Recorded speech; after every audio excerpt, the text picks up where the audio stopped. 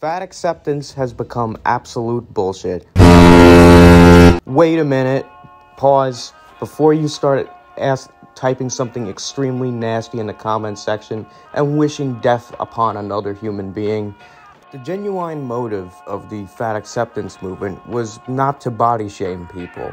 And this goes for people who are a little overweight, people who are extremely overweight, people who are obese and morbidly obese, or people who are heavyset because they can't do anything about it. Some people were born with abnormalities or disabilities that cause them to gain weight and make it extremely difficult to lose it.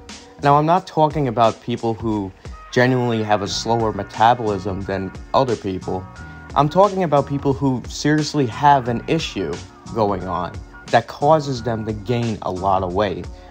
One of the most famous examples of this kind of disability is a man named Robert Earl Hughes. Robert Earl Hughes holds the record as the heaviest person to ever walk unassisted.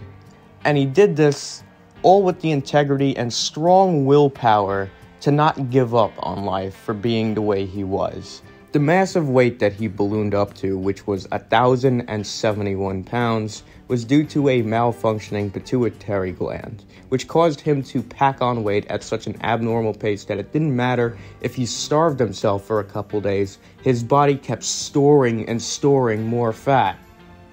But despite this disability, he did a lot in his life. He marketed himself as a sideshow attraction, making a few small piles of cash along the way and becoming somewhat of a local celebrity and legend. He also continued his duties as a farmhand, repairing tractor parts, tractor engine blocks, taking care of livestock, and tossing hay bales. He also got married and had a few kids. What any normal person would want to accomplish in their life. He did it. And despite passing at the young age of 32, he felt he accomplished what he wanted most. So why am I saying that fat acceptance is bullshit? Well, it's become less about stopping body shaming and instead blame other people for your unhealthy lifestyle and how much pain your body is going through. That's what it's been about. It's less about stopping body shaming and it's more for continuing body shaming, just not let it be directed at extremely obese people. I bet 9 times out of 10 you'll scroll on TikTok and find some fat acceptance activist who's saying, yes, I eat salads, while in the meantime putting the most unhealthy toppings on top of the lettuce, tomatoes, and everything else that is relatively low calorie. But don't even think about trying to type out a well-constructed, nice comment offering some advice to the person, because you'll be hit with just about every single name in the book and or have your comment removed for hate speech, or be called everything from racist to bigot to misogynistic. And this isn't just a category from people who want to offer some advice.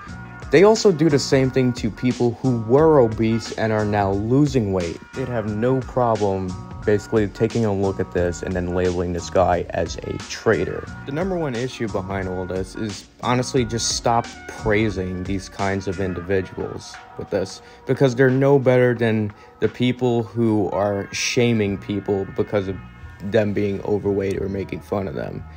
And on top of that, because I know people are going to comment, what do you think about the Illuminations food is neutral idea? Well, considering I can't constructively criticize it because then I'll be seen as a cyberbully, and I can't really argue with it because then I'll be seen as a cyberbully, I'm just going to say this. Food is neutral does not work for me. As someone who is going through a diet right now trying to lose about 25 pounds to get to an ideal weight, so my metabolism is really, really slow. And this is a genetic thing because I store more energy than I lose it. Some people are able to burn off a lot of calories even if they go on like an 8,000 calorie diet. I have a friend who was trying to get into the cruiserweight division of high school wrestling because he weighed 140 pounds and he wanted to put on some more weight. He went on an 8,000 calorie diet and only gained probably about 2 pounds in 2 weeks. To lose the weight that I generally store around my waist, I've had to go on fasting diets where for a couple days during the week, water is the only thing I take. That and vitamins, and that's about it. But other days I will eat lean scoops of brown rice and tuna, and that is all. Doesn't mean I'm completely in control of those urges to chow down on some fast food every now and then, because on the weekends I love fucking eating Taco Bell.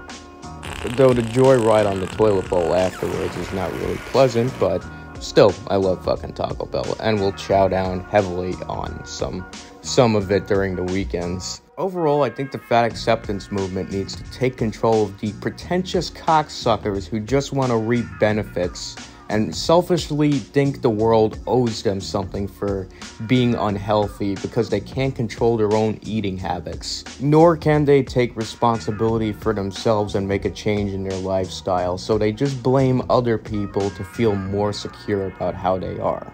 Stop praising these fucking assholes and stop putting them up front. Ignore them. Because I see this shit everywhere, where it's like the top fucking headline. Always something they're trying to get out of it, whether it be trying to reap benefits from the government or where they think eating junk all day is healthy for you when it absolutely can destroy your fucking body. Where at that point, it's no different than being addicted to drugs. And stop letting these arrogant blowhards get all the fucking loudest voices and power in among the mass of people, so they can ignite shitstorms on social media, so they can get a bunch of people to believe them, and so they can lead them down a dangerous and unhealthy path, while at the same time being a pretentious asshole to people who just either want to help or people who just simply exist. I leave you off with this quote by Martin Luther King. Nothing in the world is more dangerous than sincere ignorance and conscientious stupidity. I tend to agree.